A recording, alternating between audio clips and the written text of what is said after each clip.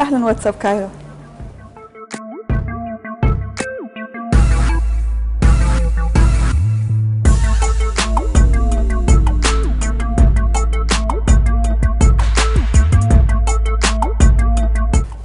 أول شيء ما بحب أقوم على عجلة أبداً، أو أول ما أصحى بيكون تليفوني قريب مني، بحط ميوزك معينة لموسيقار معين بحب أسمعه، وبخلي التليفون تحت المخدة عشان يكون الصوت كده بعيد شوي، وبجلس تقريباً ربع ساعة على السرير بس ببدأ أفكر إنه كيف يومي حيكون حلو، كيف حيكون ممتع، وكيف إنه حينتهي اليوم بنهاية سعيدة، وبعدين أتوكل على رب العالمين وأبدأ يومي. ما في شيء معين، بس أهم شيء إني أبدأ بفيتامين سي و40 حبة زبيب أسود. قرأت عنهم كثير واقتنعت فيهم، فهذا أهم عنصر يعني على الفطور. أول شيء كلاسيك، بحب الكلاسيك لأنه مش مرتبط بعصر معين أو موضة معينة وبتموت بعد فترة، ففيني أحتفظ فيه.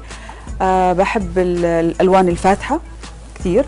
بس بشكل عام بحب الألوان، لأنه علاقتي كثير وطيدة بالألوان، وبعرف أنه كل لون بيعتمد على المود، فلذلك ألوان وإيجابية وسعادة. فيك تسألني عن دبي فاشن ويك، عن ميلان فاشن ويك، باريس فاشن ويك، بس اللي صار بالسعودية، إي نعم أنا سعودية بس ما اندعيت. اللي ذكرتهم قبل شوي اندعيت عليهم وحضرت طبعا، ولبيت دعوة اللي قدرت أحضر لهم.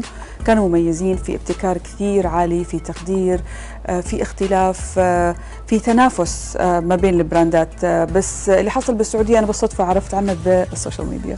السيدة الأولى حاليا للبيت الأبيض، يعني حرم ترامب.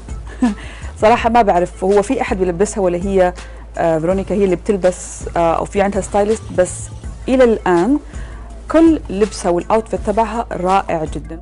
في بداياتي كنت كثير بجامل لما المصممين بيهدوني لبسهم، كنت بلبس بس